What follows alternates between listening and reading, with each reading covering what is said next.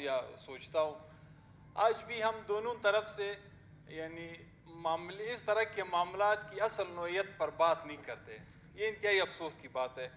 حکومت یا حکومت کو ذمہ دار ٹھہرانا یا پچھلوں نے کیا آج حکومت کیا کر رہی ہے. ماضی کی اگر بات کیجئے میرے محترم بھائی نے صلاح زیر نے ایک بات کی جناب اسپیکر, یہ اس لیے نہیں کہ ماضی کی حکومت پہ تنقید کے لیے میں یہ بات کر رہا ہوں. آپ یقین کریں کہ ماضی کی یہ جو 13 سے 18 کی حکومت تھی, اگر میں یہ کہوں اس علاقے کا نام بھی صرف چمن میں, میرے محترم بھائی کو یاد پڑ رہا ہوگا, گلدارہ باغچہ کی علاقہ ہے, پورا علاقہ اس طرح کے واقعات سے نقل مکانی کر گیا کہ روز 13 سے, بلکہ یہ 15-16 کی بات ہے, 15-16 کی بات ہے. 13 سے پہلے کی تھے, 15-16 کا ہے. میں 15-16 کی بات کر رہا ہوں. ہر سن لے نصلاح جان, میں نے آپ نے بات کی لیکن حکومت کی آپ نے بات کی اور ٹھیک ہے. یعنی ایک یہ دوسری بات یہ جناب اسپیکر کہ پچھلی حکومت میں ہم نے اپنے اس صوبے کے انتہائی قداور شخصیت نواب ارباب عبدالظاہر قاسمی کو اس شیر سے اٹھاتے ہوئے دیکھا, اور پھر کس طریقے سے وہ ریلیز ہوا پوری دنیا کو پتہ ہے. یعنی جس طرح میں نے کہا کہ چمن سے ایک بہت بڑی آبادی نقل مکانی کر گئی.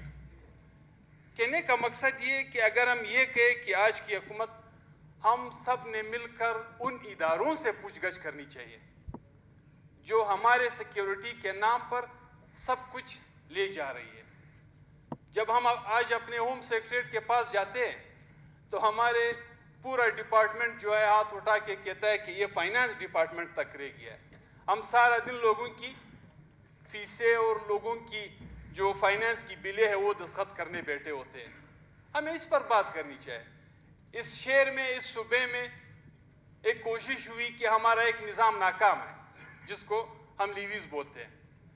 اس کی بنیاد پر کوشش ہو رہی تھی کہ ہم اس کو پولیس کے حوالے کر دیں. پھر اس کے بعد کوئٹہ شہر میں یہ تجربہ بھی آزمایا گیا کہ پولیس بھی ناکام ہے, اس کو کسی تھرڈ کے حوالے کر دیا جائے. اور آج اگر وہ تھرڈ ناکام ہے تو پھر اس کو کس کے حوالے کیا جائے اور کیوں ناکام ہے. یعنی ہمارے سیکیورٹی کی مد میں جو اخراجات ہوتے ہیں تو کیا ہمارے یہ ادارے اس مقدس ایوان کے آگے جواب دہ نہیں ہے کہ کیسے دن دہاڑے کبھی 11 بجے کبھی 12 بجے شہروں سے, اطراف سے بھی نہیں, شہروں سے لوگ اغوا ہوتے ہیں. میں تو پھر بھی اپنی اس پرانے نظام کے اس سسٹم پہ اپرین کہتا ہوں کہ اسی حکومت میں 2 مہینہ ڈیڑھ پہلے چمن سے ایک ڈاکٹر اغوا ہوا تھا, تقریباً 2 گھنٹے کے اندر انہوں نے بازیاب کرایا.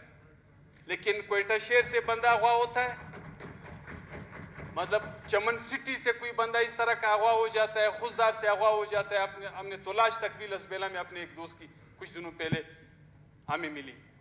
تو میرے اپنا ایک سجیشن ہے جناب اسپیکر کہ ہم حکومت اور اپوزیشن مل بیٹھ کے اس بنیاد پہ ایک ان کیمرہ بریفنگ ہونی چاہیے کہ اگر ہمارے سیکیورٹی کی مد میں اتنے اخراجات ہوتے, میرے خیال میں جو سیکیورٹی کا بوجھ بحیثیت پروونس ہم اٹھا رہے ہیں وہ بوجھ ہم کسی بھی دوسرے ڈپارٹمنٹ کے لیول پہ نہیں اٹھا رہے, چاہے وہ آج کی حکومت تھی یا کل کی حکومت تھی یا پرسوں کی حکومت تھی.